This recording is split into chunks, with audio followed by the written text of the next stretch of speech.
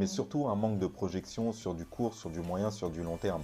Et c'est ce qui nous fait défaut. On a trop tendance à vouloir se faire plaisir au moment présent, en se disant que voilà, l'argent que j'ai maintenant, il faut que je le dépense maintenant pour que je me fasse un maximum plaisir maintenant. Pour moi, il faut voir cette affaire d'argent un peu comme un fermier qui essaye de cultiver son champ. Il faut être un agriculteur, il faut cultiver son champ pour pouvoir s'assurer déjà de manger au mieux la saison suivante et de pouvoir être en abondance. Et ça demande une gestion de la projection, il faut respecter les cycles et il faut prendre en compte le fait que ta vie va arriver quelque part. Métis, c'est quoi au juste? Un mélange de couleurs? Un mélange de cultures? C'est un concept qui est large et complexe. L'art du métissage est le podcast pour t'aider à créer ta propre définition du métissage et à assumer la diversité que tu portes en toi. Comment mieux vivre sa quête identitaire? Comment constituer sa personnalité et prôner sa pluralité dans un monde où l'on t'incite à choisir ton camp? Chaque mardi, j'ouvre les débats, j'amène de la conscience pour lever des tabous et aider la génération métissée à assimiler ces différences comme une force. Je suis Céline, l'hôte de ce podcast. Je suis très heureuse de t'accueillir ici. Si ce sujet te plaît, n'hésite pas à t'abonner pour être informé des nouveaux épisodes et à me laisser 5 étoiles, ainsi que ton avis. Tu peux également me retrouver sur Instagram sous le même nom. Bienvenue. Pour ce nouvel épisode, j'ai eu l'honneur d'accueillir Loïc au micro et on a abordé un sujet très important qui est celui du rapport à l'argent en tant que afro-descendant. J'ai scindé cet épisode en 4 parties. La première partie, on va apprendre à connaître un peu plus Loïc. La seconde, on va parler de notre héritage culturel autour de la finance en tant qu'afro-descendant. La troisième partie, on a parlé d'amélioration justement par rapport à ce rapport à l'argent. Et enfin, Loïc nous a un peu partagé ces moments de vie qui ont vraiment changé sa vie. Et sur ce, je vous souhaite une bonne écoute. Bonjour Loïc, merci d'avoir accepté mon invitation sur le podcast L'Art du Métissage. Comment tu vas aujourd'hui? Je vais très bien, je te remercie. Merci à toi de m'avoir invité, c'est un honneur. Aujourd'hui, on va aborder le sujet de notre rapport à l'argent dans la communauté afro-antillaise et en tant qu'afro-descendant plus globalement. Donc, on le sait, le passé, le présent et le futur, ils sont reliés entre eux. Ça, on ne peut pas déroger à cette règle-là. Dans notre lecture, en fait, dans nos analyses de vie, il y a vraiment ces 3 composantes qui sont toujours actives, en nous, à l'extérieur, etc. Ça régit nos comportements, ça régit nos réflexions, nos façons de penser. Et en fait, en tant qu'afrodescendant, je pense que c'est important de pouvoir, connaître son histoire pour pouvoir comprendre et agir et aussi, du coup, changer peut-être les habitudes qu'on peut avoir qui ont été transmises pour qu'on puisse ascensionner. Je crois qu'on peut dire ce mot-là, ascensionner. Écoute, en tout cas, ça me semble français. Après, voilà. C'est ça qu'on va aborder aujourd'hui ensemble. On va essayer d'aller creuser, d'aller réfléchir par rapport à tout ça. Comment ça va se passer? Alors, il y a 3 parties, 4 parties même. Vraiment se présenter qui tu es. Déjà, on a envie de savoir qui tu es. Ensuite, l'héritage culturel. Qu'est-ce qu'on nous a transmis pour la finance? Et ensuite, forcément, ça va de soi, avoir des axes d'amélioration, des axes de réflexion. Comment on peut changer tout ça si il y a peut-être potentiellement des choses qui ne vont peut-être pas comme on voudrait. Donc, voilà. Est-ce que tu peux te présenter, Loïc, s'il te plaît? avec grand plaisir. Donc, Loïc Monloï, créateur de contenu sur les réseaux sociaux.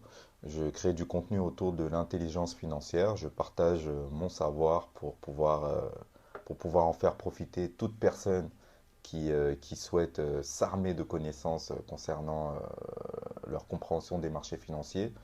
Je fais également aussi un peu de développement personnel. Je partage mes valeurs. Après, voilà, si ça fait écho chez certaines personnes, tant mieux. Et si d'autres ne sont pas d'accord, discutons-en. C'est un peu l'état d'esprit. Dans la vie de tous les jours, professionnellement, je suis consultant en gestion de patrimoine, donc j'accompagne les particuliers ou les indépendants à investir dans l'immobilier, dans le financier, etc. Je suis également coach en intelligence financière. Donc j'aide les personnes qui vraiment partent de zéro et ne comprennent rien à la finance à développer leurs connaissances concrètement Face à ce flux d'informations aujourd'hui que l'on a avec YouTube, etc., on ne comprend pas forcément tout ce qui s'offre à nous, l'immobilier, les cryptos, voilà, ça ressemble à un gros fouillis, donc je mets vraiment de l'ordre au milieu de tout ça et je travaille vraiment autour du mindset de l'argent en général avec mes clients. Ok.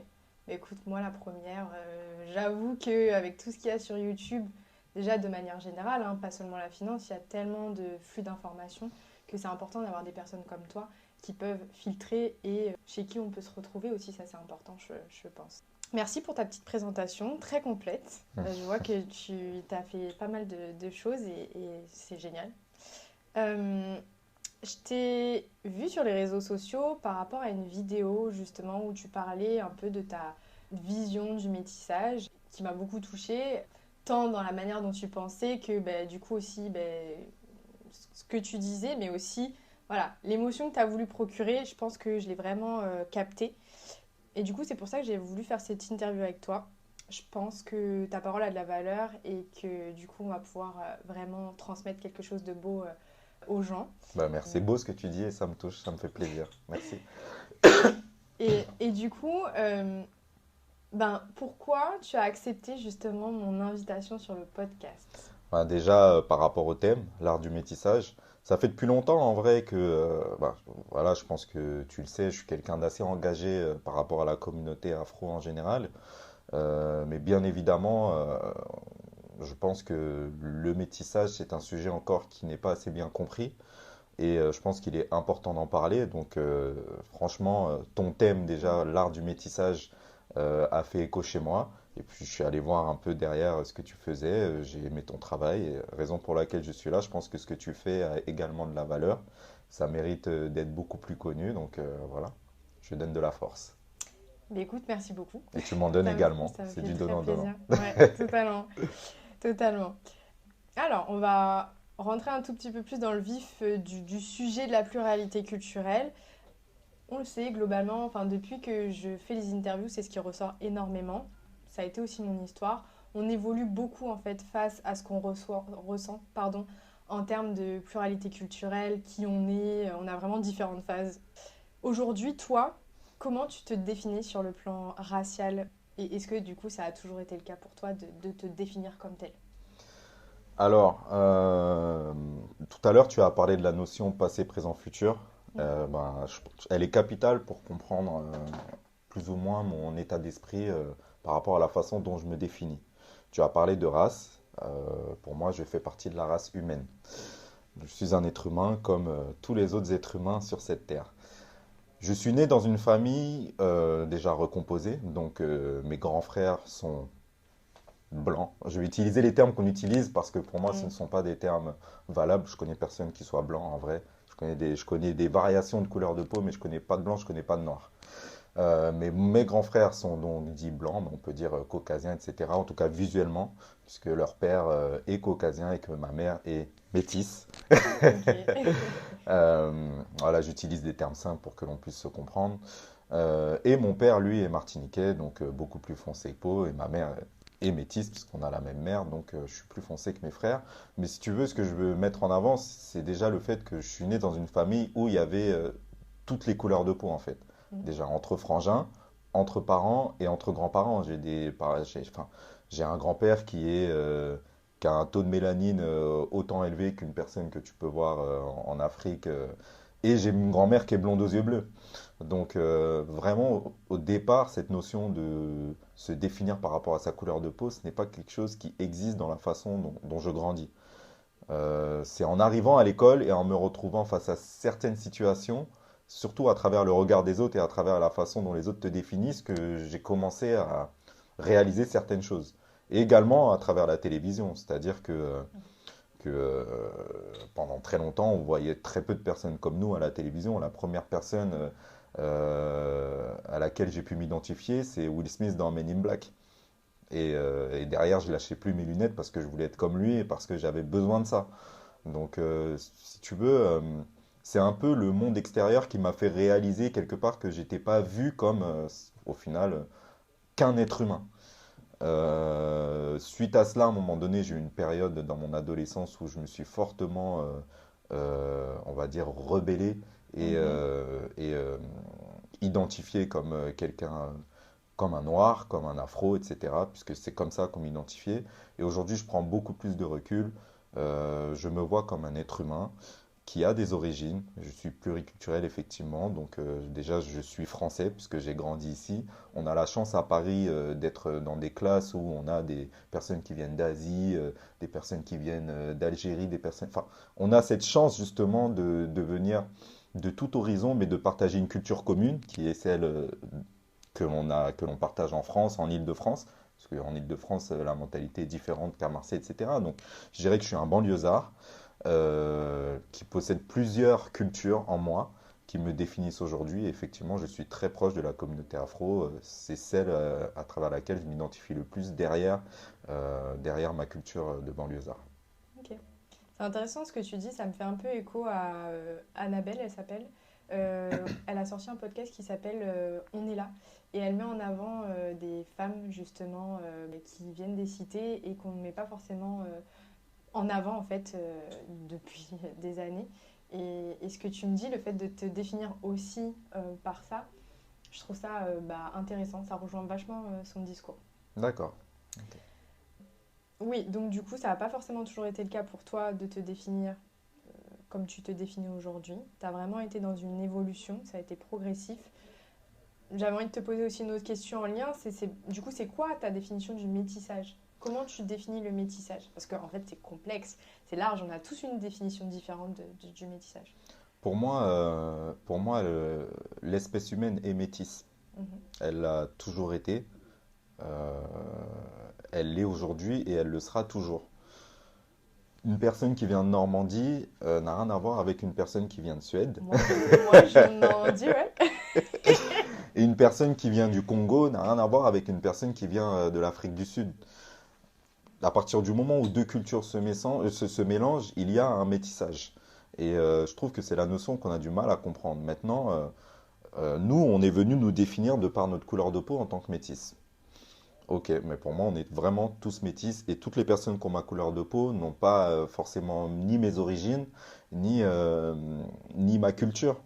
Je pense avoir beaucoup plus de points communs entre une personne de Normandie qui a grandi à Paris qu'une personne qui vient de la Martinique mais qui a grandi en Asie. Donc voilà, je pense que effectivement le métissage n'est pas forcément bien compris et je trouve que nous mettre tous dans la même case, c'est vraiment une erreur. Euh, que dire de plus par rapport à cela? Au-delà du fait que je pense que ce soit une erreur, euh, Mais pourquoi tu penses que... Là, c'est une question un peu philosophique, hein. oui. Mais pourquoi tu penses que justement les gens ont tant besoin de te créer des catégories? Parce qu'en fait, on pourrait juste vivre et vivre, quoi. Tu vois ce que je veux dire? Pourquoi en fait on crée des catégories?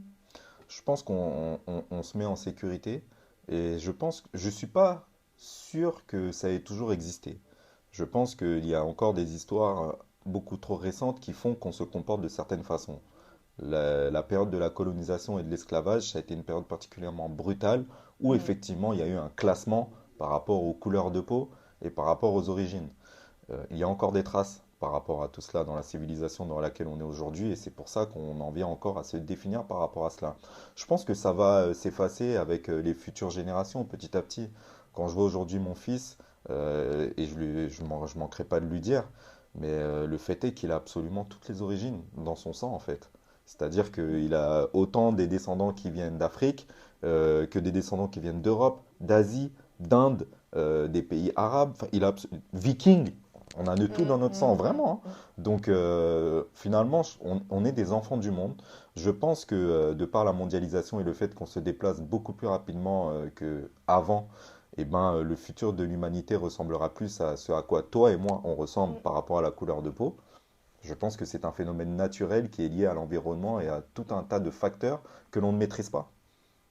Et je pense aussi que de toute façon, comme tu l'as dit, on est déjà métissés. Les formes d'yeux, nos corps vont évoluer, tout va évoluer en fait, c'est un Et fait. tout C'est évolue en un fait. fonction de facteurs plutôt environnementaux au Mm. final.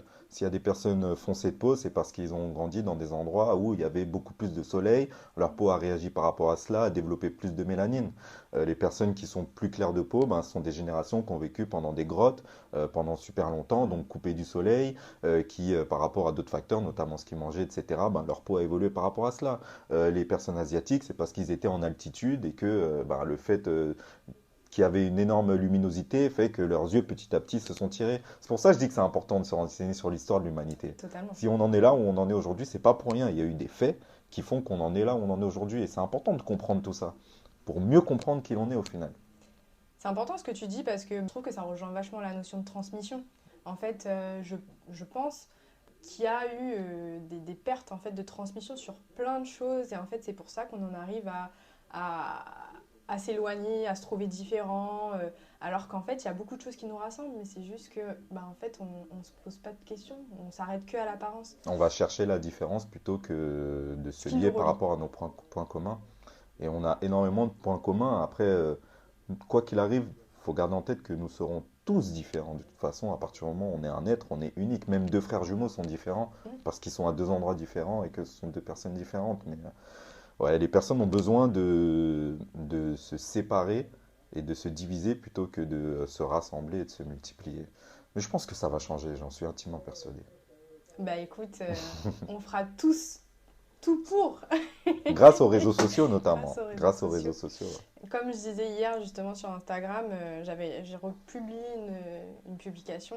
Je disais, mais en fait, il faut que chacun puisse montrer en fait sa singularité. C'est ça la vie, c'est pas pointer les différences négativement des autres, c'est montrer sa singularité pardon, et se dire, ah ouais, cette personne-là c'est trop bien. En fait, elle est différente de moi, mais c'est génial. Elle m'apporte ça, ça, ça, ça, ça. Et c'est ça en fait, On enfin, est tous liés, personnellement, on c'est est ça. tous connectés. Si on est tous présents, j'en suis intimement persuadé, c'est pas pour rien. Je peux dire quelque chose qui va avoir un impact sur la personne, qui va avoir un impact, qui va avoir un impact, etc. On est tous connectés et voilà, d'un point de vue purement spirituel, je pense que si on est là, c'est pas pour rien. Et il faut essayer d'être à l'écoute de sa propre mission de vie, mais laisser la place aussi aux autres de pouvoir réaliser leur propre mission de vie également. Totalement. Mais c'est pour ça que je rejoins un peu ce que tu dis et c'est important pour moi de parler de tout ça. Je pense que ça fait partie aussi des missions qu'on a en fait. On ne le sait pas forcément, on avance à tâtons, mais en fait le fait d'être pluriculturel, d'avoir la pluriculturalité en nous, ça nous donne aussi la possibilité de s'exprimer et d'essayer de faire changer un petit peu tout ça. Et ça c'est cool je trouve. C'est en vrai de vrai, si je devais même développer un peu plus, je pense qu'on est tous pluriculturels. Mm. La différence, c'est que nous, on nous a différenciés. Voilà, ouais. Et donc, on réagit par rapport au fait qu'on nous ait mis de côté pour dire, Mm. on est tous pareils, en vrai. Mm. Et on est obligé de s'expliquer par rapport à cela. Et j'espère que ça fera écho ben, chez toutes les personnes, parce que tout le monde est pluriculturel. La C'est race ça. pure n'existe pas. En La fait, seule race pure, c'est la race humaine. ouais, en fait, on part de nous, parce que nous sommes les références, en fait, finalement, qui sont les plus visibles, qui le ressentons Exactement. le plus. Mais au fur et à mesure, on va faire ça, on va faire un entonnoir, en fait, dans tout ce qu'on va créer, dans tout ce qu'on va exposer.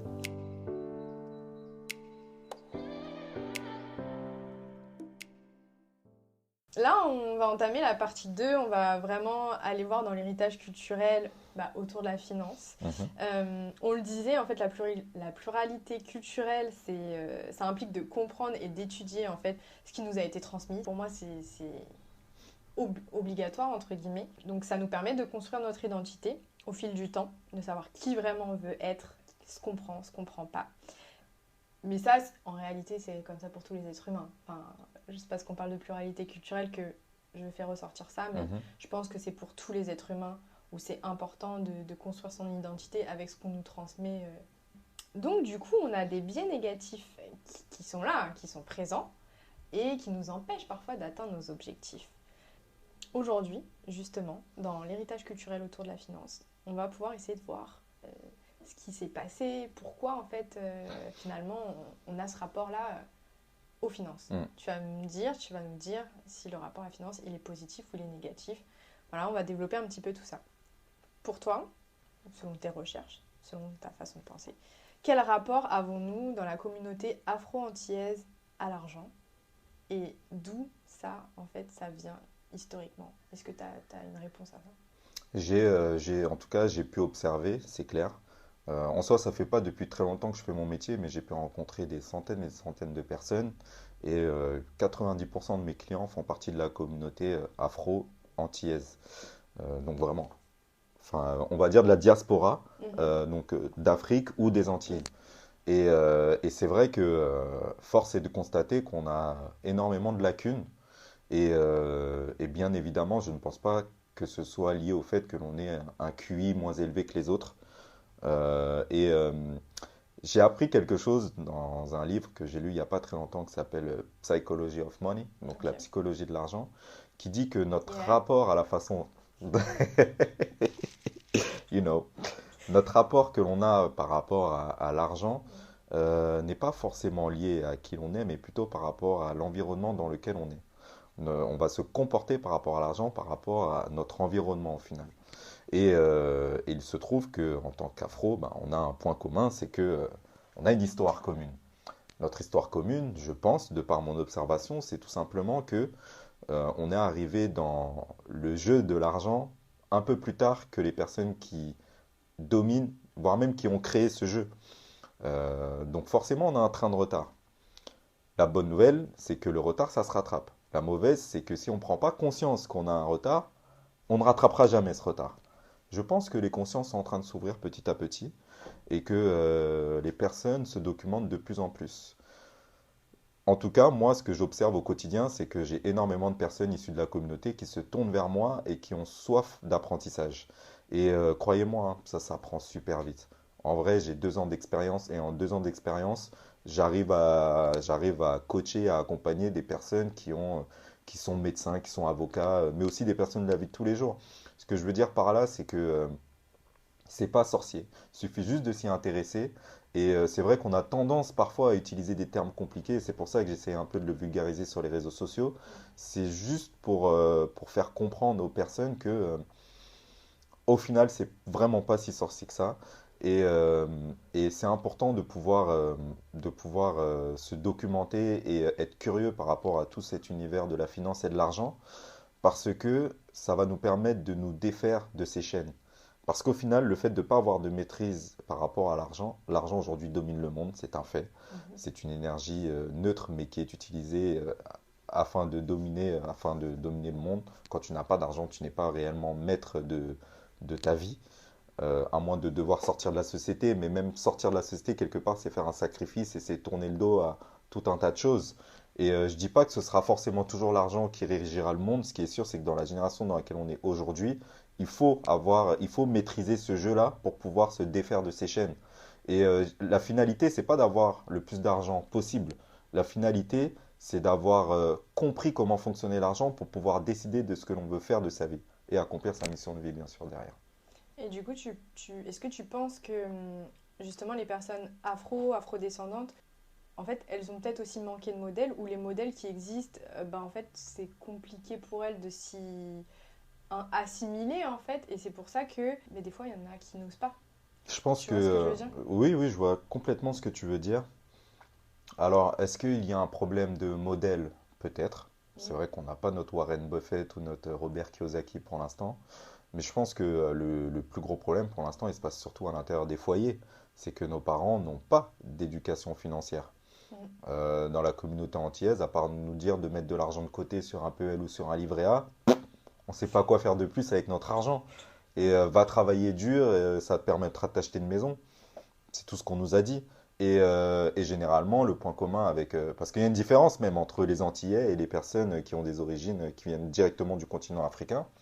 Euh, Eux, carrément, c'est vraiment de la consommation pure et dure en général. On va même pas leur dire de mettre de côté. C'est le peu d'argent qu'ils ont, une fois qu'ils ont payé le loyer, etc., ben, ils vont énormément le dépenser dans des vêtements, etc. Et même nous, les Antillais, on fait ça.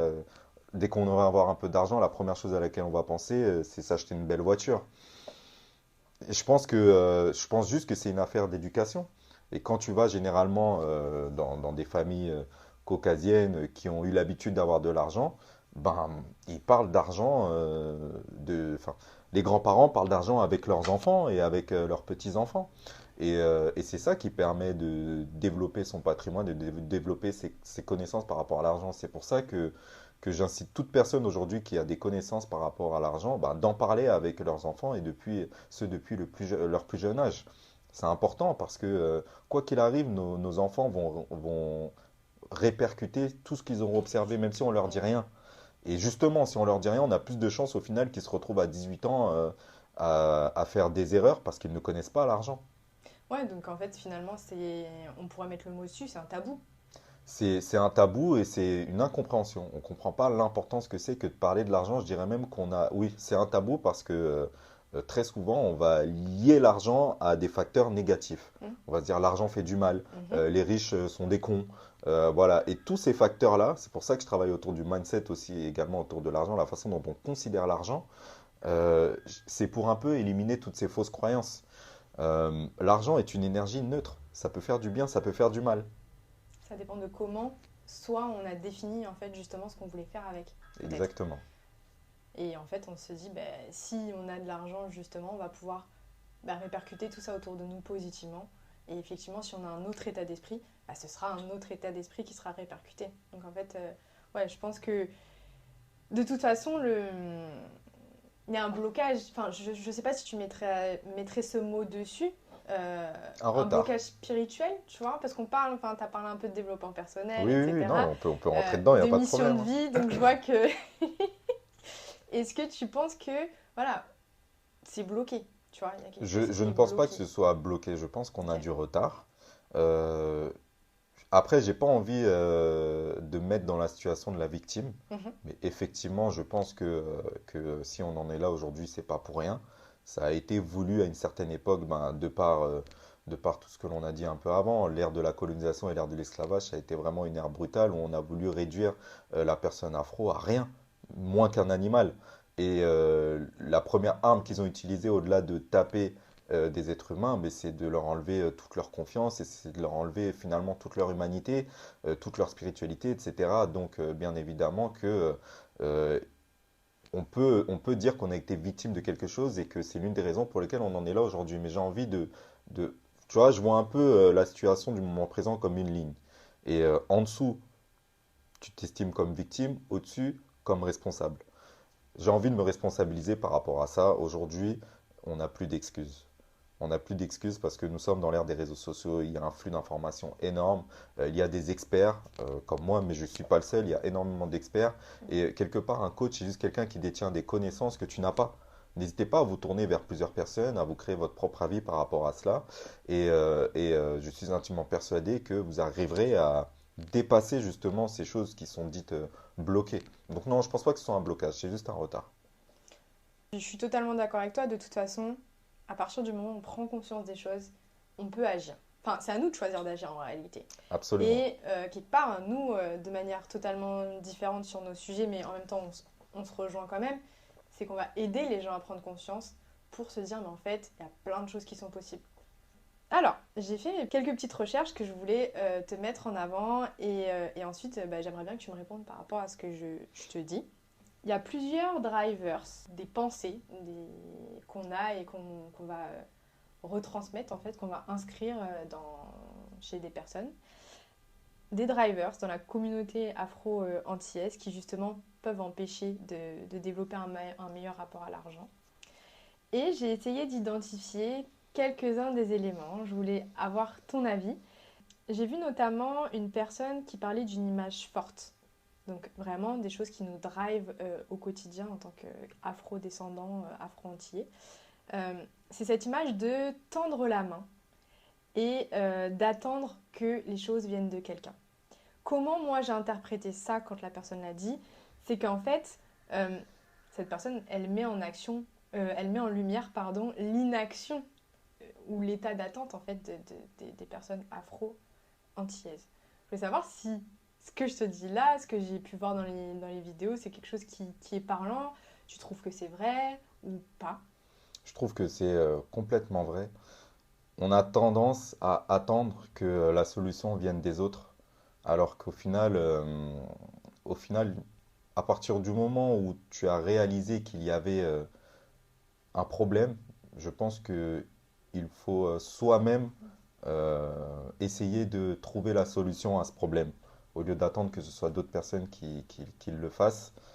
J'ai eu tendance aussi auparavant à attendre que d'autres personnes trouvent des solutions jusqu'au jour où je me suis dit, mais attends, j'ai la possibilité moi-même d'apporter ma part de contribution par rapport à la problématique que j'observe. Et c'est pour ça que je fais ce que je fais aujourd'hui. J'ai pu me créer un plan d'action, je sais où je vais. Et voilà, mon objectif, d'apporter l'intelligence financière au plus grand nombre pour permettre à toute personne de s'améliorer individuellement. Et je sais qu'à partir du moment où toute personne sera meilleure individuellement parlant, une force collective peut en sortir et tu améliores tout un écosystème comme ça. Comme on est tous liés, forcément il y a un impact à un moment donné sur le grand nombre. Mais ça part quand même d'une volonté personnelle. Et j'ai moi-même décidé de me prendre en main pour pouvoir partager tout cela. Je pense plus de, au plus de personnes auront cet état d'esprit de comprendre que déjà s'ils sont là, c'est pas pour rien et qu'ils ont forcément quelque chose à partager à d'autres personnes puisque nous sommes tous à des places différentes et nous avons tous des connaissances que d'autres personnes n'ont pas. Comme je l'ai dit tout à l'heure, un coach, c'est rien de plus qu'une personne qui peut t'apprendre quelque chose que tu ne sais pas. Et il faut être humble par rapport à ça. J'ai des choses à apprendre à d'autres personnes et j'ai à apprendre d'absolument tout le monde. Donc, je pense que, il est important de comprendre qu'à partir du moment où on est là, on a le droit d'avoir assez confiance en nous pour pouvoir partager quelque chose et apporter sa part de contribution plutôt que d'attendre que ça vienne toujours des autres. Et de toute façon, à force de donner, on reçoit toujours à un moment donné. L'ouverture d'esprit, c'est vraiment ça que le mot qui me vient en fait quand tu parles. Et à partir du moment où tu l'as, ben, tu peux être guidé quelque part, tu vois. Mm. Le deuxième driver que j'avais envie avec lequel j'avais envie de débattre avec toi, c'est cette phrase: Ah, mais toi, t'aimes trop l'argent, tu vois. Et comme si, en fait, finalement, il y avait une forme de mépris envers l'argent. Parce que quand on entend cette phrase-là, c'est un peu ça, tu vois. Mm. Qu'est-ce que tu en penses? Encore une fois, est-ce que ben, effectivement tu reconnais ce driver-là dans la communauté? Je pense que oui, je reconnais ce driver-là dans la communauté. Au-delà de la communauté, c'est une mentalité très française. Mm. Je pense que si tu parles à un afro aux États-Unis, ça ne va pas, enfin, il va pas du tout se reconnaître à travers cette phrase. C'est avant tout une mentalité française. L'argent est tabou en France. Et je pense que effectivement, ce qui en ressort, c'est que c'est un aspect limitant par rapport à l'argent. Pourquoi? Parce que les personnes ne comprennent pas, une fois de plus, ce qu'est l'argent. L'argent, c'est une énergie neutre qui te permet, c'est un outil qui te permet d'arriver là où tu as envie d'arriver. Mm. Et au final, ça te permet aussi d'acheter du temps. Du temps. Au plus tu as d'argent, au plus tu as le temps de faire ce que tu veux. Pour moi, vraiment, l'argent, la plus grande énergie à laquelle je peux la lier, c'est le temps. Au plus tu as d'argent, au plus tu es libre de ton temps, libre de faire ce que tu veux. Donc, quand quelqu'un me dit t'aimes trop l'argent, j'entends mais t'aimes trop le temps. Bah ouais, j'aime être au contrôle de mon temps, oui. Absolument. Et du coup, le troisième driver, c'est un peu, et c'est personnellement moi ce que j'ai vécu, c'est que déjà l'argent c'est un tabou. Enfin, personnellement, moi dans mon éducation, l'argent ça a été un tabou. Souvent, je trouve qu'on nous inculque le fait de juste se contenter de ce qu'on a. À partir du moment où on peut payer ses factures, et tu l'as dit tout à l'heure d'ailleurs, c'est bon quoi. T'es à l'abri. Alors qu'en fait, ben justement, moi personnellement, c'est ce que je dis aussi aux gens, c'est, mais en fait, je veux développer des choses qui me font plaisir.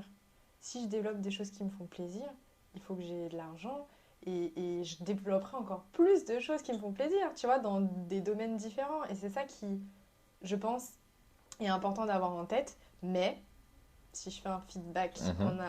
en arrière, voilà, t'as pas besoin de plus. Tu vas faire quoi avec plus d'argent de toute façon? C'est parce qu'on comprend mal ce que c'est que de vivre.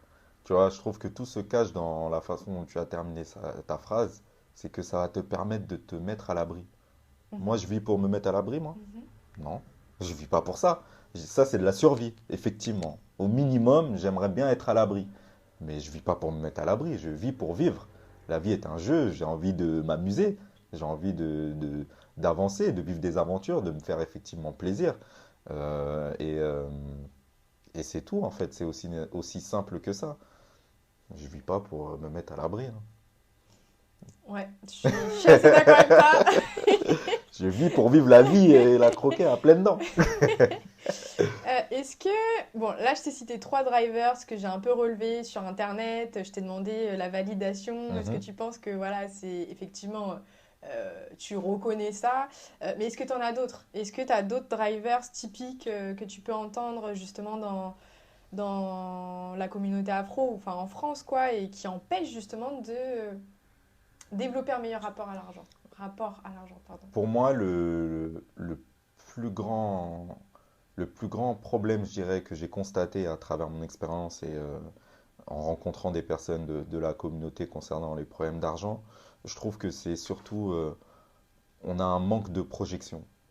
D'une part, on a un manque de curiosité envers le passé, mais Mm. surtout un manque de projection sur du court, sur du moyen, sur du long terme. Et c'est ce qui nous fait défaut. On a trop tendance à vouloir se faire plaisir au moment présent, en se disant que voilà, l'argent que j'ai maintenant, il faut que je le dépense maintenant pour que je me fasse un maximum plaisir maintenant. Alors qu'au final, si on s'était dit que, pour moi, il faut voir cette affaire d'argent un peu comme un fermier qui essaye de cultiver son champ.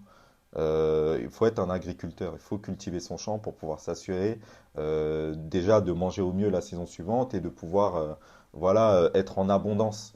Et ça demande une gestion de la projection, il faut respecter les cycles et il faut prendre en compte le fait que bah, ta vie va arriver quelque part. Tu as énormément de facteurs à prendre en compte par rapport à cela, ça va dépendre de ton âge. Quelqu'un qui a 20 ans n'aura pas les mêmes objectifs que quelqu'un qui en a 40.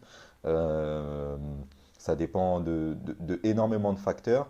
Et je trouve que c'est ça essentiellement qui est mal connu dans la communauté. Mais pourquoi, en fait, d'après toi, on est vraiment dans cette notion de consommation? Pourquoi, enfin, on n'est pas dans la production de richesse à long terme? Pourtant, Parce qu'on quand comprend mal on... ce que c'est la richesse.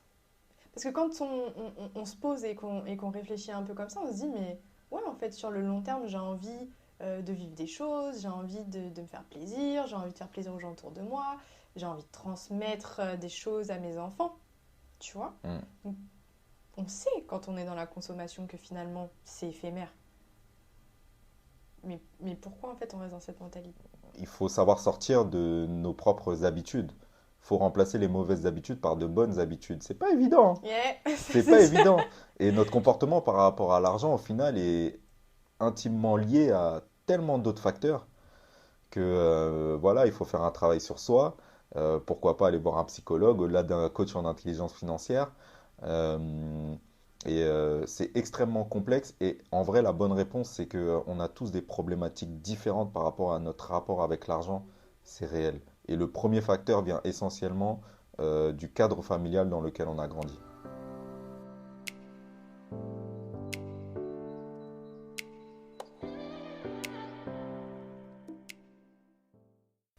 Maintenant qu'on a vu un petit peu tout ce côté ben, historique, on est parti dans le passé là, on est parti dans le passé. Grave, grave.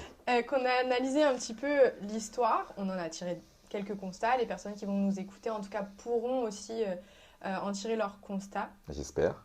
J'espère aussi, j'espère aussi. Donc maintenant, je pense que c'est légitime de pouvoir essayer de réfléchir à des axes d'amélioration, faire des propositions d'action, de changement. Parce que comme tu l'as dit, mine de rien, l'argent c'est fondamental dans la vie. Ça sert à accueillir un enfant, ça sert à manger, ça sert à développer des projets qui nous animent, ça sert à plein de choses, à se protéger.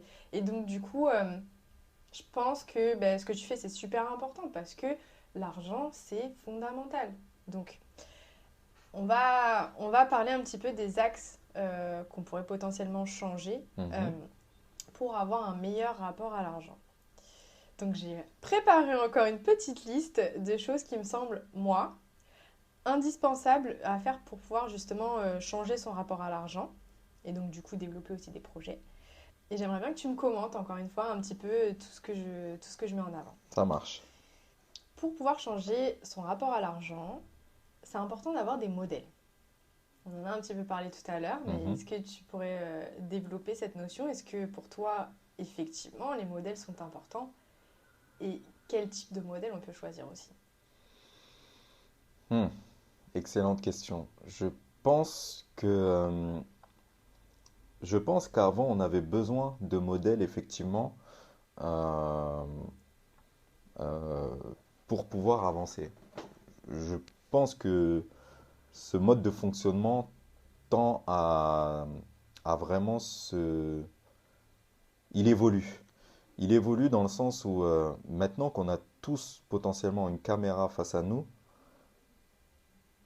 je pense que la vraie force de l'ère que l'on va traverser, c'est que nous sommes tous nos propres modèles.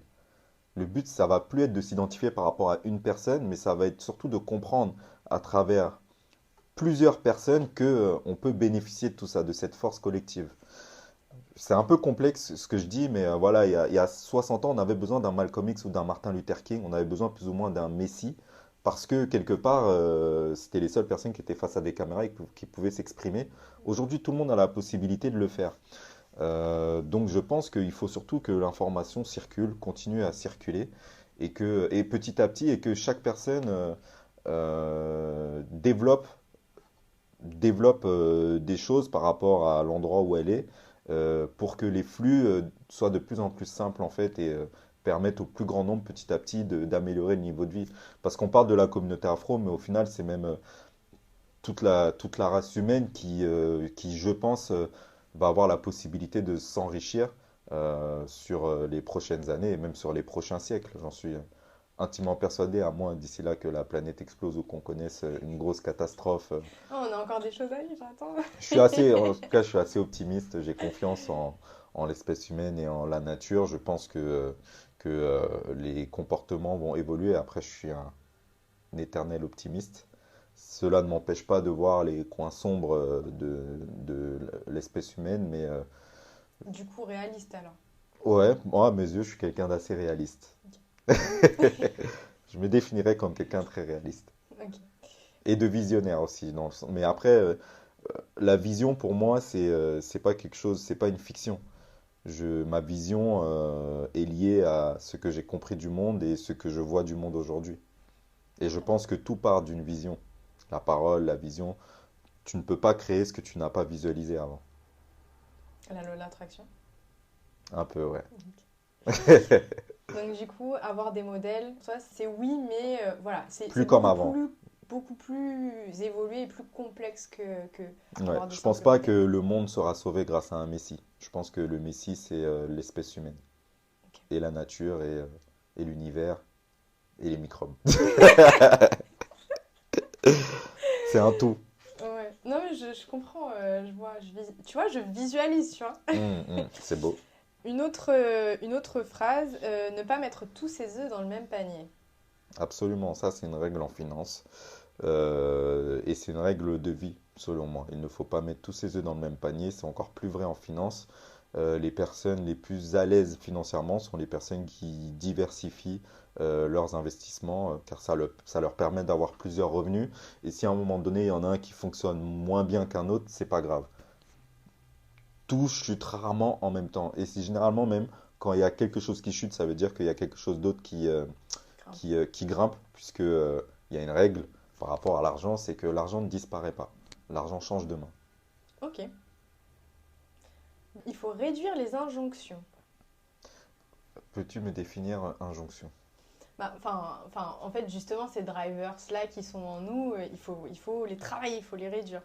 Ouais, il faut, euh, il faut effectivement se prendre en main, se développer et prendre conscience de qu'on a un potentiel et qu'on a la possibilité de l'optimiser. Il faut bâtir une vision. C'est capital pour avancer. C'est quelque chose qui a changé ma vie et c'est quelque chose que je fais avec toutes les personnes avec lesquelles je travaille. Tu peux pas savoir où tu vas si tu n'as pas visualisé l'endroit où tu vas.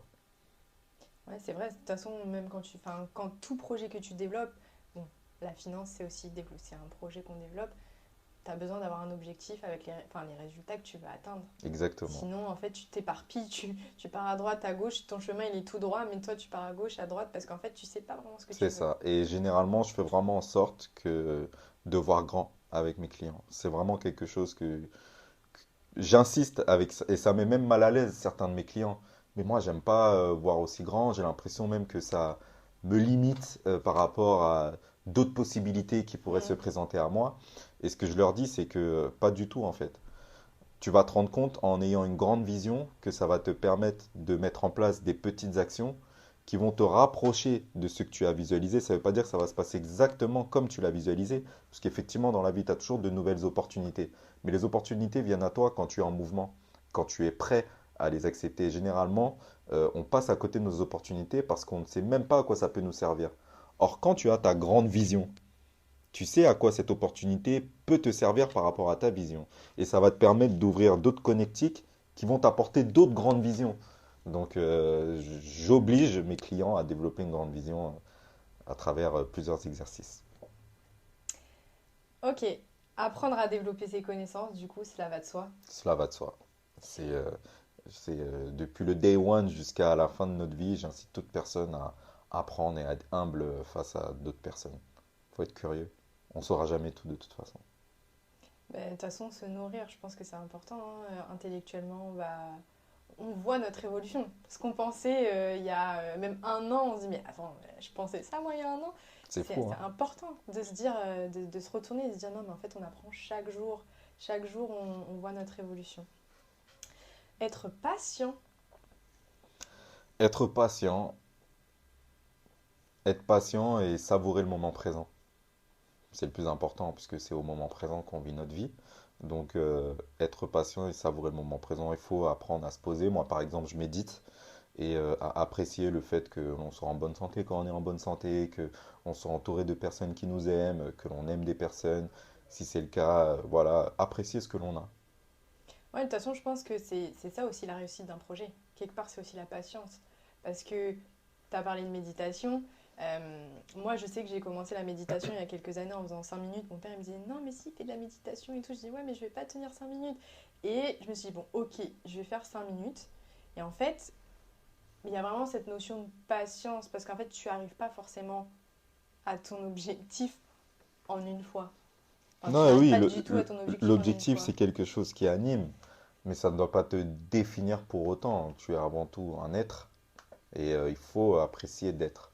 Ouais, c'est ça. Et se dire, ben voilà, là aujourd'hui je médite, je fais 3 minutes, 5 minutes.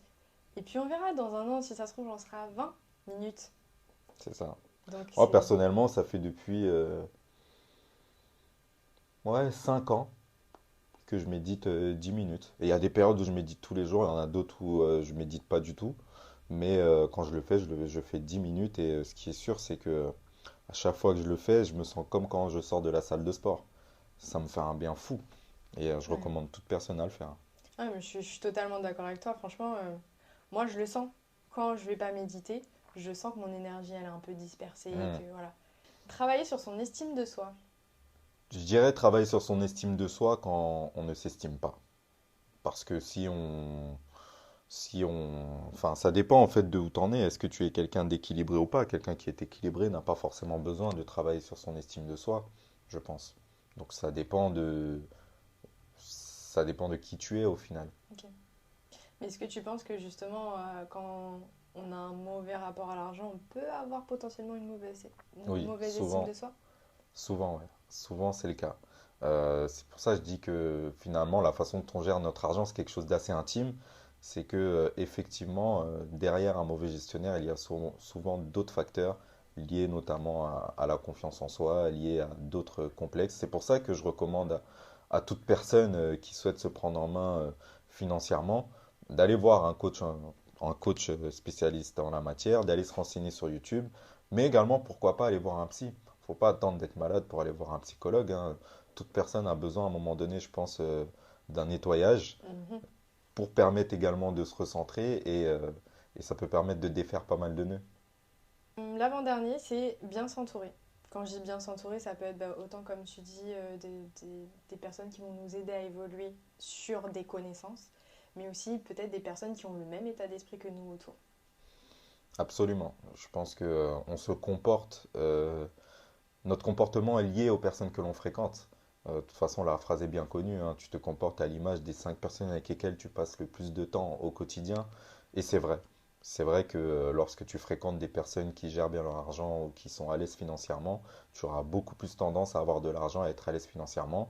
Et si tu fréquentes des personnes qui consomment leur argent et qui n'ont pas d'argent, ben, tu seras beaucoup plus susceptible de ne pas avoir d'argent. Donc c'est un phénomène réel, triste mais réel. Après, moi personnellement, qui ben, maintenant me prend en main, parce qu'à la base, j'étais pas du tout un bon gestionnaire, hein. Ouais, j'allais te poser la question d'ailleurs, Ah tiens. oui, non, non, non, je suis issu d'une famille de consommateurs et je suis moi-même à la base consommateur. La plupart de mes amis d'enfance sont consommateurs, on va pas se mentir. J'ai, le fait que je travaille dans ce milieu fait que j'ai pu fréquenter de nouvelles personnes et mine de rien, le fait aussi de conseiller au quotidien fait que, voilà, le fait de parler d'argent, ça te met dans un conditionnement. J'ai pas oublié mes amis d'enfance ou mes proches et je les vois toujours. Et grâce au fait que je fasse ce que je fais au quotidien, j'ai une influence sur eux, une influence positive. Mais c'est vrai qu'à un moment donné, il faut savoir si on estime que les personnes avec lesquelles on passe le plus de temps ont un effet négatif sur nous, il faut savoir à un moment donné s'en séparer pour pourquoi pas après revenir une fois qu'on est un peu plus armé et aider. Et on ne peut pas aider de toute façon des personnes qui ne veulent pas s'aider, mais il faut savoir se prendre en main personnellement et être courageux face à ce type de situation. Ouais, mais c'est important ce que tu dis, parce que je pense que c'est... Parce qu'il faut savoir parfois s'écarter un tout petit peu pour avoir de l'air, pour avoir de l'espace, pour lâcher prise et pour se dire mais qu'est-ce qu'on veut pour soi. Absolument. C'est pas pour autant qu'on va plus apprécier ces personnes-là, mais c'est vraiment se dire focus sur moi. Là, je sais très bien que si je le fais pas, en fait, je vais rester dans dans ce, comment on dit là? Dans Ce on s'est compris, tourbillon, ouais, ce tourbillon, ce conditionnement, ce cercle vicieux au Voilà, final. c'est ça. C'est le terme. Ouais. Oui, et pour entrer dans le cercle vertueux, il faut savoir se recentrer sur soi, il faut savoir être égoïste. J'ai l'habitude de dire qu'être égoïste n'est pas forcément un phénomène négatif. Mhm. Nous sommes tous différents, donc l'ego doit être nourri, et l'ego doit être nourri au service du plus grand nombre. Si tout le monde est un peu plus égoïste et comprend que c'est en se recentrant que derrière on peut donner ce que l'on a de mieux à donner dans le monde dans lequel on est, au final tout le monde profite de cette chose-là. Et le dernier, être moins dans la distraction. Est-ce que tu penses que justement, voilà, si on veut générer de l'argent, si on veut changer un peu son rapport à l'argent, il faut peut-être réduire les distractions. Non, non, je ne le pense pas. Je pense en revanche euh, il faut changer la manière dont on se distrait. Mhm. On peut apprendre à gérer son argent de façon distrayante. On peut installer des choses comme ça. Et je pense que le jeu, de toute façon, c'est l'arme la plus puissante pour apprendre. Donc, euh, donc je dirais juste qu'il faut changer la façon dont on se distrait. Ok. C'est juste que voilà, faut choisir ses distractions et que ces distractions-là, entre guillemets, ne soient pas en fait des distractions voilà, Limitante. où tu sois peut-être à faire tout le temps la fête. Et le fait de faire Exactement. tout le temps la fête, ben, t'es fatigué, tu réfléchis moins bien, t'es en moins bonne santé, du coup tu vas réduire tes actions. C'est Voilà, ça. c'est ça pour Et moi que tu es en train de dire. tu peux t'amuser autrement aussi. T'es pas Voilà. obligé de tout le temps faire la fête, de tout le temps claquer ton argent en boîte ou de tout le temps claquer ton argent dans. Enfin, tu peux prendre du plaisir autrement, vraiment. Mhm. Et la vraie limite, c'est de penser que tu ne peux prendre que du plaisir comme ça. C'est comme quelqu'un qui se dit que la seule façon de m'amuser, c'est de boire de l'argent. Non. Enfin, pardon, de boire de l'argent. C'est de boire de l'alcool, excuse-moi. C'est la même chose. C'est comme ouais, les personnes qui disent que moi, le seul moyen que j'ai, enfin la seule façon dont je m'amuse quand je sors, c'est quand je bois, quand il n'y a pas d'alcool, je me sens pas bien. Ben, c'est un conditionnement, c'est une addiction, mais c'est pas forcément vrai. Oui, oui, en fait, c'est comme si tu fonctionnais avec un masque, en fait. Et ce masque-là te permet de te protéger, te permet d'avoir la sensation d'être toi, sauf qu'en fait, finalement, ben, Tu c'est n'es pas pas vraiment toi. le cas. Mm, Le toi, il est derrière le masque. exactement. Et si tu ne l'enlèves pas, ben, en fait, Tu es tu restes spectateur dans de une ta vie. illusion. Exactement. Je Ouais. pense vraiment que la communauté afro, on a tendance à s'amuser à faire la fête et ça fait partie de notre culture. Et c'est vraiment moi quelque chose que j'ai envie que l'on continue à nourrir. C'est notre force. la musique, c'est notre force. Mm. Il y a aussi d'autres choses scientifiques, spirituelles, etc., qui se cachent derrière la musique, derrière le son, et pas, il n'y a pas que la musique, hein, mais les vêtements, on est influent, on utilise notre image aujourd'hui et on- énormément de personnes gagnent leur vie grâce à notre image. Le seul problème en vrai, c'est que par rapport à notre manque d'éducation financière, c'est pas nous qui possédons notre image et qui possédons notre patrimoine. Exactement comme ce qui se passe avec Kanye West en ce moment. Mm. En un tweet, en une phrase, Ouais. il a perdu 2 milliards en 24 heures. Ça veut dire que le mec, il possède pas son patrimoine en fait. Toute la richesse qu'il produit ne lui appartient pas. À cause de quoi? Manque d'éducation financière. Il aurait dû prendre les choses en main beaucoup plus tôt. Beaucoup de positifs peuvent en sortir parce que grâce à ça, je pense qu'il y a énormément de personnes aujourd'hui qui ont réalisé le fait que même un Kanye West aujourd'hui n'est pas forcément en sécurité.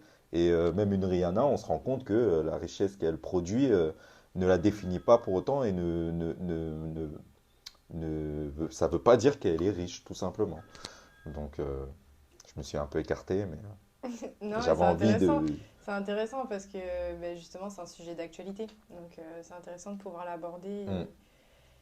et voilà. Mais c'est une force, je pense, toutes Ap- ces choses-là Après, de reliées. toute façon, je pense que la fête, comme tu le dis, dans la communauté, enfin, dans les communautés, enfin, la communauté pardon, afro-antillaise, c'est important et ça fait C'est partie de la force. important. C'est juste qu'il faut savoir Faut doser. la... faut juste savoir placer au bon moment quand tu sais que tu peux faire la fête. Tu sais que ça n'aura pas un impact sur ton projet que tu es en train de développer actuellement. Hmm.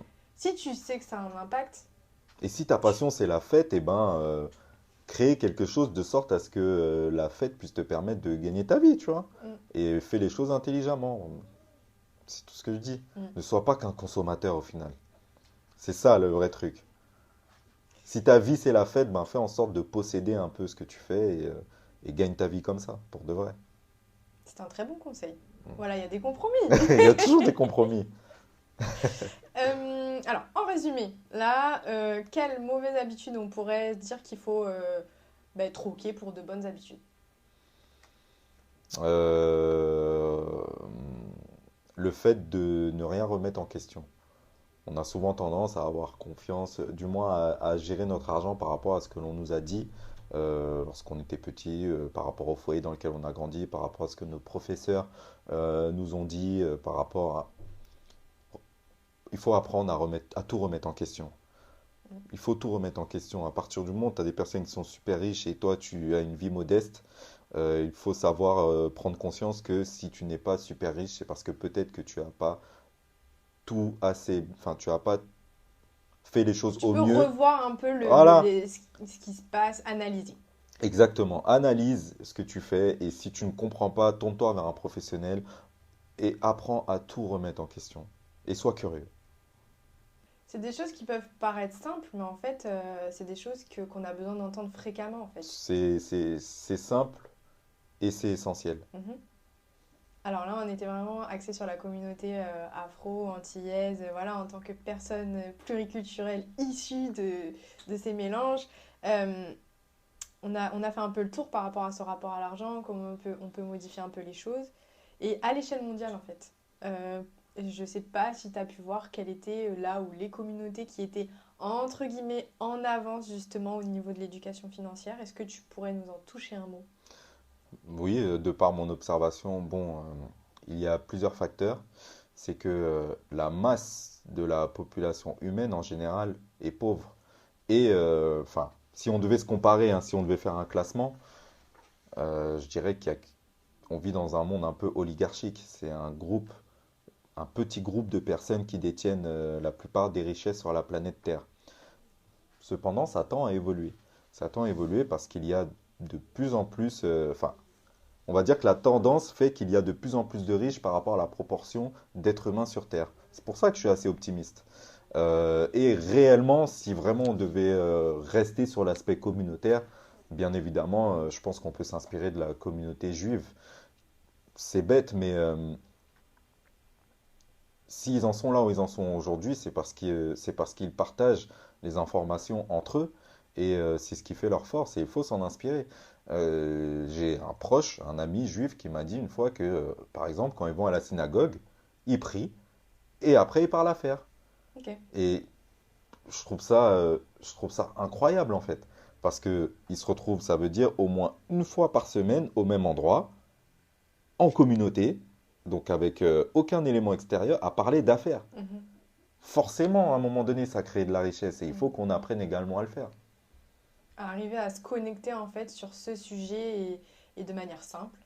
Euh, et même Et si. de manière constante, de façon constante, Ok, régulière. Il ne faut pas régulière. que ce soit ponctuel, il faut que ce soit une habitude. Et c'est un peu ce que j'essaye de mettre en place. Tous les mardis soirs, Mhm. sur mon Instagram, j'anime un live, le Nekao Live, avec mon associé Tracy Enzo. Et on est là pour parler de phénomènes de société, mais toujours en recentrant avec une question un peu financière, voilà, quelque chose autour de l'argent. Et je pense que c'est important de toujours se rencontrer au même endroit, au même moment pour parler de ça. Ouais, je me rappelle, je crois que c'était il y a 2 semaines ou il y a 3 semaines, bah, j'ai vu que tu faisais le live, donc du coup j'ai regardé. Et, mais c'était super intéressant, parce que à chaque fois je me disais, je vais aller me coucher et tout, il est minuit et tout, et en fait je suis restée jusqu'au bout. Grave, Voilà. on se régale tous. Donc voilà, c'est aussi, je dis ça pas pour rien, je dis ça parce qu'il y a aussi cette notion de transmettre des choses avec, de manière conviviale, laisser la parole à tout le monde. Voilà, c'est laisser un espace en fait qui fait que ça aussi ça favorise la transmission. Voilà, c'est pour ça que je suis restée jusqu'au bout. C'est beau, ça me fait plaisir, ça veut dire que ce qu'on fait, ça a son utilité. Mais ouais, totalement.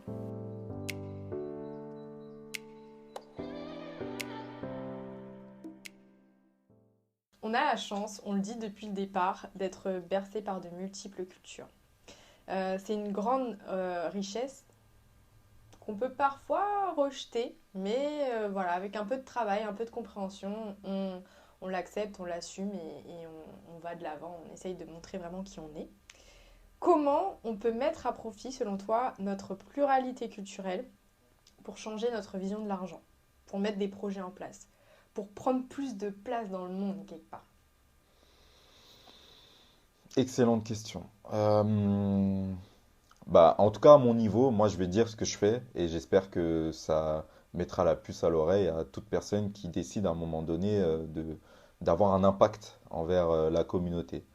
Personnellement, depuis que je commence mon métier et que grâce au fait que je me sois spécialisé, puisque en soi, comme je l'ai dit, j'ai que 2 ans d'expérience, mais j'ai appris très vite. J'ai commencé au bas de l'échelle, un peu comme à la recherche du bonheur. Je me suis retrouvé au téléphone à devoir vendre des produits d'assurance à toute personne qui décrochait son téléphone lorsque j'appelais. J'appelais essentiellement les professions libérales, etc. Ça a pu, mais j'ai pu quelque part me confronter au dur, me développer, développer déjà mon discours commercial et également, ben, comme à un moment donné j'ai un ego, j'aime pas me retrouver au téléphone face à quelqu'un et ne pas comprendre ce que je lui dis. Donc m'a poussé à me renseigner de plus en plus jusqu'au jour où vraiment, enfin aujourd'hui, je dirais pas que je suis un expert, mais je dirais quand même que je suis assez calé dans mon domaine parce que j'ai été curieux et que je suis allé chercher les informations. Et à travers tous les rendez-vous que j'ai eus, j'ai appris aussi à travers l'expérience de mes clients. Euh, Il n'y a pas de hasard. il n'y a pas de hasard. Moi, je ne Enfin, crois pas. moi, il y a pas Non, pour mais moi, il n'y a je pas ne de crois hasard. pas au hasard non plus. Je ne crois pas au hasard non plus. Les choses te tombent un peu dessus comme ça. J'aurais jamais cru que un jour je travaillerais dans le milieu de la finance. Bien au contraire, parce que je suis un artiste à la base, un comédien, et ben, j'avais un peu des croyances limitantes par rapport à l'argent. Ça m'a permis de comprendre de nouvelles choses. Et aujourd'hui, par rapport à là où j'en suis et de par tout ce que j'ai compris, à partir du moment où j'ai commencé à communiquer sur les réseaux sociaux, j'ai observé que là où à l'époque j'allais vers les clients et je faisais tout pour que les clients signent avec moi, la magie des réseaux sociaux, c'est qu'à un moment donné, si ce que tu dis est pertinent, certaines personnes vont vouloir se tourner vers toi. Et ce que j'ai observé, c'est que 95% des personnes qui se tournent vers moi sont issues de la communauté afro en général. Donc finalement, c'est pas moi qui choisis mes clients, ce sont mes clients qui me choisissent. Mhm. De là, je me suis rendu compte que je peux apporter un message aux personnes qui me choisissent et je peux même apporter des compétences par rapport à cela. Donc, au-delà du fait de partager de la création de contenu sur les réseaux sociaux, ce que je suis amené à faire aujourd'hui, c'est que je développe une formation en ligne. Ma formation en ligne, une fois qu'elle va sortir, elle va permettre à toute personne qui décide de la prendre, ben, de pouvoir avoir beaucoup plus de connaissances en matière d'éducation financière et de pouvoir également passer à l'action grâce à un suivi que je vais apporter également. Ça va permettre à tout un groupe de personnes ben, de s'améliorer individuellement, comme j'ai dit tout à l'heure, pour améliorer tout un écosystème. Si la diaspora afro améliore sa gestion financière, ça veut dire que indirectement, ça aura un impact sur le continent africain. Voilà ce que je suis capable de faire à mon niveau. Et du coup, un impact sur le monde. Et du coup, un impact sur le monde, puisque si à un moment donné, tu améliores le quotidien de personnes afro dans la diaspora, que derrière tu améliores le quotidien de personnes afro sur le continent. Puisque les personnes afro vont s'identifier aux personnes de la diaspora, je dirais même que à partir du moment où tu as réglé le problème des personnes de la diaspora, qui est que le plus gros problème, c'est que comment on peut avoir un impact sur un continent quand on n'arrive pas à boucler nos fins de mois.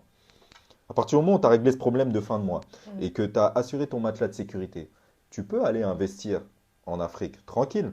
Tu améliores le quotidien des personnes là-bas. À partir du moment où l'homme afro redevient maître de son destin, l'homme afro va pouvoir apporter sa vraie part de contribution par rapport à l'humanité. Et l'humanité a besoin de cette pluralité culturelle. C'est un peu ce que je disais dans la vidéo. L'homme afro, de par sa culture, a quelque chose à apporter à l'homme asiatique, qui a apporté à l'homme caucasien. On est tous interconnectés et toute cette différence culturelle, toutes ces origines différentes, quelque part, c'est comme un puzzle, c'est la mémoire du monde. Le monde a besoin de comprendre qui il est dans toute sa pluralité pour savoir où il va. Et chacun doit apporter sa part de contribution. On ne peut pas se permettre de consommer ou d'utiliser des êtres humains pour avoir un maximum d'argent. On doit faire en sorte qu'un maximum de personnes soient au mieux, mais pour ça, on doit comprendre aussi ce que nous-mêmes, on est capable d'apporter aux autres. Et je pense que l'homme afro, en général, si on devait résumer l'homme afro, il a quelque chose à apporter au monde, j'en suis intimement persuadé. Je suis aussi intimement persuadée parce que beaucoup de richesses dans toutes ses formes. Beaucoup de richesses dans Euh, toutes ses formes, et on est là, lorsqu'on se documente, on est, enfin, les afros sont, à notre connaissance, le peuple le plus ancien au monde. mm. On a des connaissances ancestrales qui datent il y a beaucoup plus longtemps que la plupart des autres peuples. Donc on a forcément beaucoup de choses à apporter. Beaucoup de choses à apporter. Du coup, allons chercher justement cette transmission et travaillons sur ça et pour pouvoir un peu rétablir tout ce qui manque sur ce Absolument. puzzle. Et à nous de comprendre également en quoi toute cette ancestralité a un impact sur qui on est aujourd'hui. Parce que crois-moi, elle en a. Quand tu commences Mm. à te documenter sur toute l'histoire de l'homme afro et de l'homme en général, tu te rends compte petit à petit que ça a une influence sur toi, même si tu es voilà, quelqu'un de métis, tu vas te rendre compte que si tu as une différence avec quelqu'un de complètement caucasien, c'est par rapport à ton héritage afro. En quoi cet héritage afro a un impact sur toi? C'est grâce à des choses qui se transmettent de génération en génération dans le subconscient, dans l'ADN, dans tout un tas de choses qui en vrai sont maîtrisées en Une Afrique. mémoire cellulaire. Absolument. Et je te parlais d'ailleurs quand on avait fait un zoom de psychogénéalogie, justement, de tout ce qui est transmis, les peurs qui sont transmises, et c'est important. Je trouve ça important d'aller vers ça, comprendre ce qui s'est passé au niveau généalogique, familial, parce que en fait, finalement, bah, c'est ce qui va nous aider à, comment dire, à être mieux. Absolument. Et on a autant de... Ce que je veux mettre aussi en avant, c'est qu'on a autant de chocs que de forces qui nous ont Mhm. été transmises. On a été colonisés, on a été esclaves, mais avant ça, on a été des rois et des reines. On a été de grands scientifiques, voire les plus grands scientifiques qui n'aient jamais existé. Il y a des choses qui sont transmises et qui sont dans le subconscient. Pour moi, je vois un peu aujourd'hui la communauté afro comme une communauté qui a perdu un membre, ou même qui a un membre invisible. Et il faut que l'on se regarde pour comprendre quel est ce membre, de sorte à ce qu'il devienne visible. Et le jour où il deviendra visible, l'espèce humaine comprendra l'apport qu'on peut lui apporter en général. C'était très beau. Merci. C'était très beau et le seul truc que je rajoute, c'est vraiment cette notion, enfin moi personnellement, tu vois, en avançant dans la vie, c'est de voir et d'être contente d'enlever des voiles en fait sur mes yeux au fur et à mesure. Hmm. Tu vois, des choses que... Et tu dis, ah ouais, en fait, ça existait. Ah ouais, ça existait. Et te dire, mais en fait, c'est un game, tu C'est vois. un game, La hein. vie, en fait, c'est un game. Et il y a plein de choses à faire, il y a plein de choses à voir. Faut comprendre. Faut comprendre. Tu vois, faut comprendre la vie. Et en fait, tu te dis, ah ouais, mais en fait, ça, j'ai compris. Ça, j'ai Grave, compris. grave. Et moi, je sais pas si toi, ton cerveau, il fonctionne comme ça, mais moi, mon cerveau, il fonctionne un peu comme une toile d'araignée. Quand je comprends un truc, ça crée des connexions avec d'autres choses Mm, dont j'avais pas forcément conscience, mais mm. que j'avais déjà observé. Et c'est ça qui te permet de développer ta connaissance. Et c'est pour ça que je suis intimement persuadé que quelque part, le monde change en un jour, comme ça. Grâce à des petits efforts, à de petits efforts au quotidien, mais la connexion, elle se crée en un instant. Et ta réalité peut changer en un instant, juste en apprenant une chose. Totalement. Est-ce que tu peux, si on revient un peu sur le côté purement Oui, financier, oui, recentrons-nous. parce que là on est parti dans la Ouais, ouais. philosophie, trois notions, si tu peux donner trois notions fondamentales à connaître pour commencer à gérer de manière intelligente tes finances.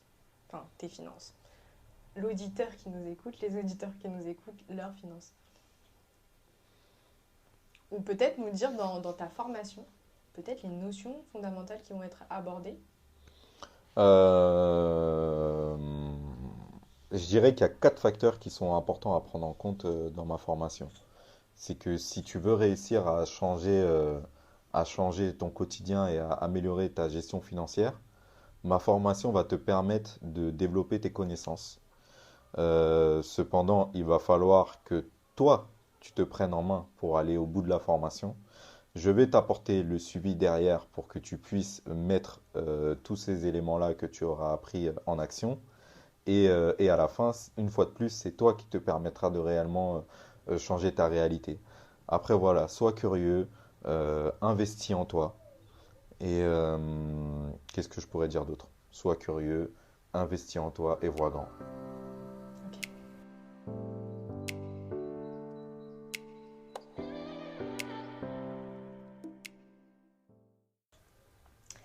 Juste trois questions qui sont vraiment focus sur toi, sur ce qui t'a rapproché en fait de toi-même, de qui tu es aujourd'hui, dans ton entièreté.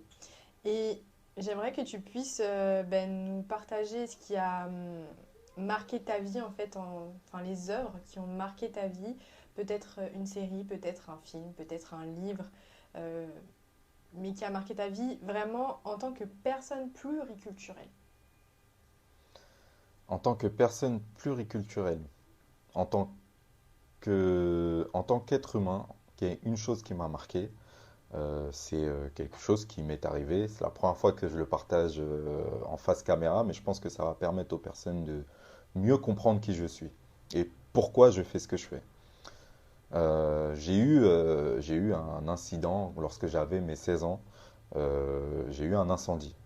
Et bon, je vais passer à côté des détails, mais c'était pendant la nuit, etc. Donc vraiment le genre d'incendie où normalement tu meurs. Il se trouve qu'on a tous été sauvés un peu miraculeusement dans notre famille. Un premier s'est réveillé et ça a fait un peu un truc en chaîne. On s'est tous réveillés les uns les autres. Mais pendant cette nuit-là, à un moment donné, j'ai perdu conscience à cause de la fumée. Et pour moi, j'ai vécu quelque chose qui se rapproche de la mort. J'étais en train de mourir. Et je sais ce que j'ai vécu à ce moment-là. C'est personnel, mais on en entend un peu parler parfois. Je sais pas, j'ai oublié, c'est quoi EMI, le nom? Comment? EMI, C'est quoi ça? Le les MI. morts imminentes. Ah ouais, un peu. Franchement, ouais. Je suis à peu près sûr que j'étais mort à ce moment-là. Je me suis vu Genre, quitter en gros, mon quand corps. Ouais. tu te vois au-dessus, Je en me suis fait. vu, voilà, je me suis vu quitter mon corps.